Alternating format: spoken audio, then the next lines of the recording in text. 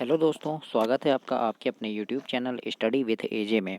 इसमें आज की वीडियो में हम देखते हैं आपकी अभी जो अर्धवार्षिक परीक्षा चालू होने वाली है, अर्धवार्षिक मूल्यांकन परीक्षा 2023-24। इसमें कक्षा चौथी का पर्यावरण का पेपर है जो आपका 23 दिसंबर को होने वाला है।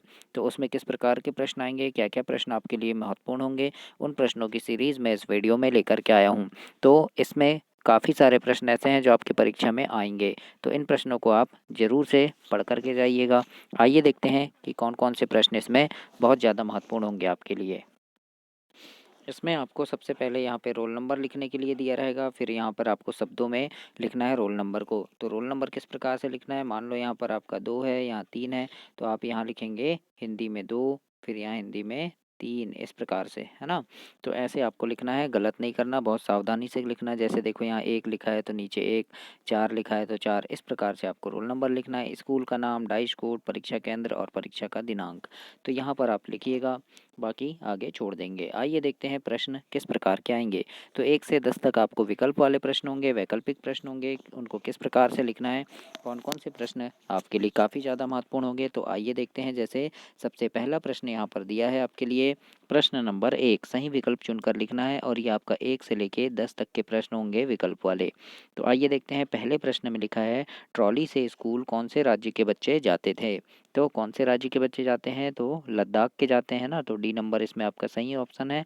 तो डी नंबर में टिक कर देना और यहाँ लिख देना लद्दाख। तो इस प्रकार से ये आपका सही उत्तर हो जाएगा। प्रश्न नंबर 2 पूछा है, मजबूत और पक्का पुल किससे बनता है। तो किससे बनता है ये, तो ये बनता है दोस्तों सीमेंट, रेत और पत्थर से, है ना। पत्थर लकड़ी से नहीं, पत्थर ईंट से भी नहीं बनेगा, सीमेंट लगेगा उसमें, बांस रस्सी से भी नहीं बनेगा, लकड़ी के लट्ठे से भी नहीं बनेगा। तो क्या आएगा इसमें, सीमेंट, रेत और पत्थर। तो ये आपका सही उत्तर हो जाएगा। दोस्तों चैनल को सब्सक्राइब जरूर करना और वीडियो को लाइक ज़रूर करना। आपके लिए काफ़ी मेहनत से इतनी वीडियोज़ लेकर के आ रहा हूँ, तो इन सभी को देखने के लिए आप चैनल को भी सब्सक्राइब करना और आपके सभी विषय की वीडियोज़ चैनल पे डली है तो उनको भी आप ज़रूर से देखिएगा। प्रश्न नंबर 3 में देखते हैं, लिखा है आरटीई अधिनियम 2009 क्या है। तो ये जो अधिनियम है 2009, ये है जो दोस्तों शिक्षा का अधिकार। तो ए नंबर आपका सही उत्तर हो जाएगा, शिक्षा का अधिकार। तो यहाँ पर हम लिख देंगे उसको। तो इस प्रकार से आपको याद भी रखना है और ये आपके पर्यावरण में है, तो इसको पढ़ कर के जरूर जाना।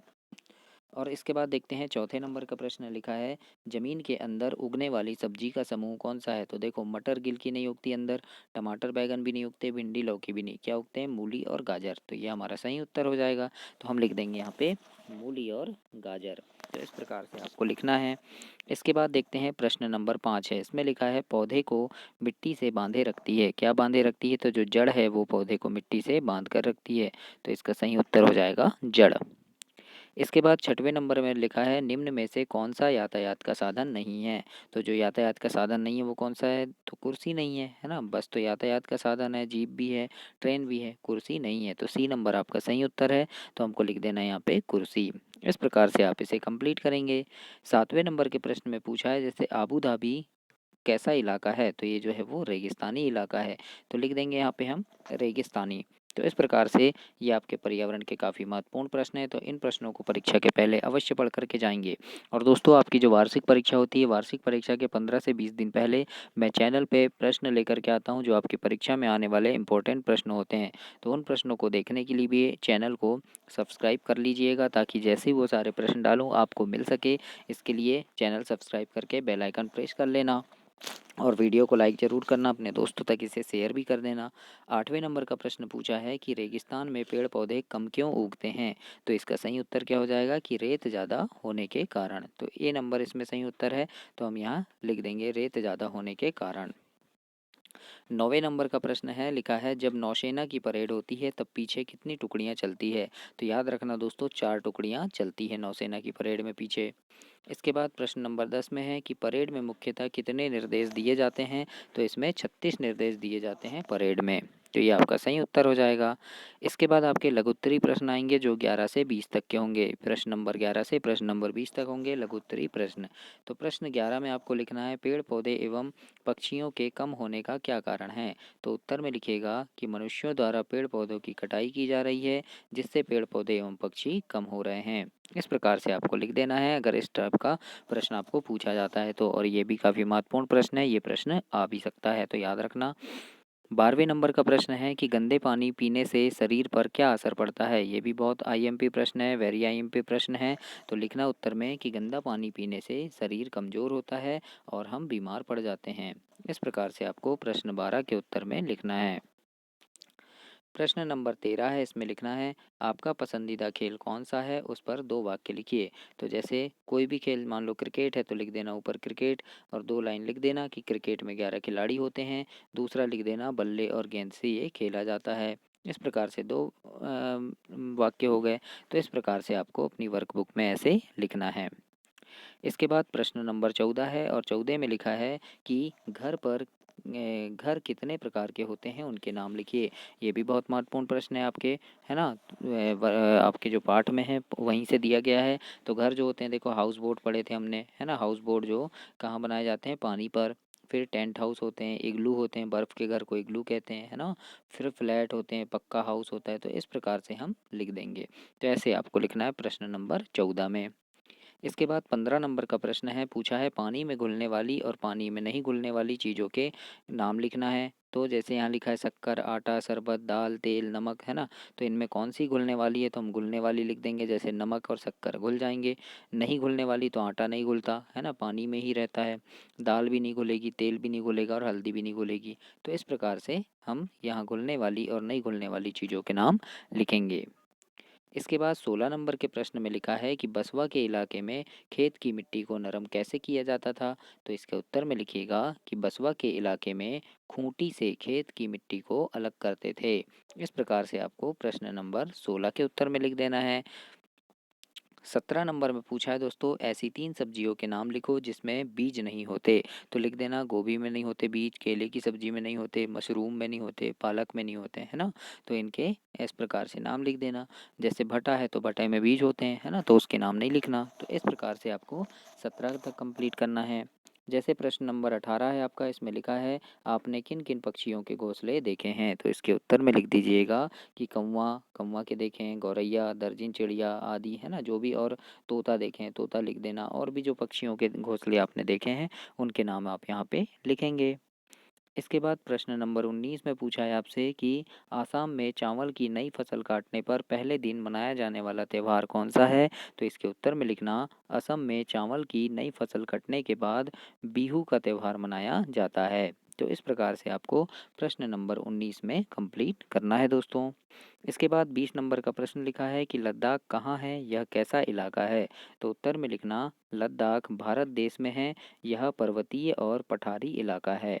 तो इस प्रकार से आपको प्रश्न नंबर 20 के उत्तर में लिखना है। इसके बाद 20 तक हो गया। अब आपका दीर्घ उत्तरीय प्रश्न आ जाएगा, मतलब बड़े उत्तर लिखना है आपको। 21, 22, 23, 24 4 प्रश्न जो हैं बड़े बड़े लिखना है, बड़े उत्तर, और ये 5 नंबर के होंगे आपके, है ना। तो 5 नंबर के प्रश्न आएंगे आपके, जो 4 प्रश्न होंगे। तो जिस प्रकार से आपको 21 नंबर के प्रश्न में पूछा है कि किसी एक पालतू जानवर के बारे में दिए गए बिंदु के आधार पर 6 वाक्य लिखना है। तो जैसे आपके पसंदीदा जानवर, तो उसका नाम लिखना है। तो जैसे गाय लिख दी हमने, तो आपने उसका कोई नाम रखा है तो लाली नाम रखा है तो लाली लिख देंगे, या जो भी आपके गाय का नाम है, या आपके यहाँ कुत्ता है तो उसका क्या नाम है वो लिख देना। जो भी पालतू जानवर है उसका नाम यहाँ लिखना है। उसे क्या पसंद है, तो हरी घास, तो हम हरी घास लिख दिए, गाय को पसंद है ना। वह जानवर किस रंग का है, तो लाल है तो लाल लिख देना, सफ़ेद है तो सफ़ेद, यानी रंग लिखना है। तो इस प्रकार से आप करेंगे। फिर जैसे पूछा उसके शरीर पर बाल हैं कि पंख हैं, तो बाल है तो बाल लिख देंगे, पंख नहीं है ना, गाय है क्योंकि वो। वह तुम्हें क्यों पसंद है, तो लिखना क्योंकि वह मुझे अच्छी दिखती है ना, या या बहुत अच्छी है, मारती नहीं, है ना, प्यार करती है। तो इस प्रकार से हम लिख सकते हैं। तो ऐसे आपको वर्कबुक में लिखना है दोस्तों। और दोस्तों चैनल सब्सक्राइब ज़रूर करना, क्योंकि आपकी वार्षिक परीक्षा के पहले चैनल पे काफ़ी सारे वीडियोज़ में लेकर के आता हूँ जो काफ़ी इम्पोर्टेंट होते हैं। तो उन सारे प्रश्नों को देखने के लिए चैनल को सब्सक्राइब ज़रूर कीजिए। प्रश्न नंबर 22 में लिखा है फूलों के रस से शहद बनाने के अलावा मधुमक्खियाँ और क्या क्या करती हैं। तो उत्तर में लिखना शहद बनाने के अलावा मधुमक्खी मिलकर रहती हैं एवं अपने बच्चों को पालती हैं और अंडे देती हैं। इस प्रकार से आपको प्रश्न नंबर 22 के उत्तर में लिखना है। 23 नंबर में प्रश्न है कि हमें टिकट खरीदने की आवश्यकता कहाँ कहाँ होती है। तो ये प्रश्न है बहुत इंपॉर्टेंट है, ये भी आ सकता है। तो लिखना रेलवे स्टेशन में होती है, चिड़ियाघर में और बस में भी होती है। तो इस प्रकार से हम लिख देंगे। 24 नंबर के प्रश्न में एक वर्ग पहेली दी है, तो इस प्रकार से कोई भी वर्ग पहेली आ सकती है आपके अभी पेपर में। और यहाँ लिखा है कि इसमें क्या करना है, पानी के स्रोत के नाम ढूंढना है। कुछ भी आ सकता है, यातायात के साधन के नाम ढूंढने पूछ सकता है ना। तो यहाँ पानी के स्रोत, तो देखो जैसे न और दी, तो ये मिलकर क्या बन गया, नदी बन गया। इसी तरह जैसे ये कुआं, तो ये दोनों मिलके क्या बन जाएगा, कुआं बन गया।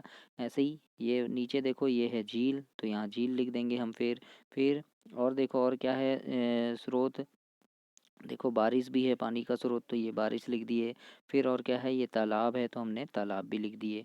तो इस प्रकार से पानी के स्रोत के नाम ढूंढकर आपको लिखना था। झरना भी है यहाँ पे, तो यहाँ झरना कहाँ है, देखो, तो ये देखो, ये झरना ये है।